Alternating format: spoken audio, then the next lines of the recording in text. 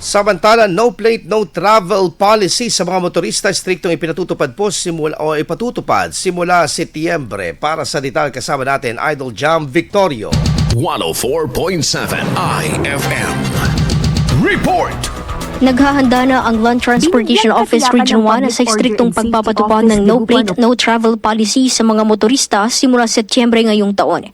Ayon sa tanggapan, dadaan sa apat na phase ang pagtugon sa distribusyon ng plaka sa lahat ng bayan na sinimulan sa pakikipag-ugnayan sa mga lokal na pamahalaan, kapulisan at iba pang sangay ng gobyerno.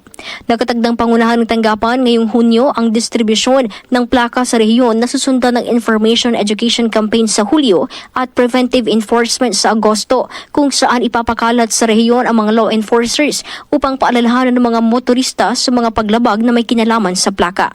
Kaugnay nito, magsasagawa ng malawakang distribution activity ang tanggapan sa mga district offices ng Rosales at Balungao sa June 6 upang makuha at maisanggunin ng mga motorista na wala pang plaka simula 2014 ang problema sa kanilang mga plaka.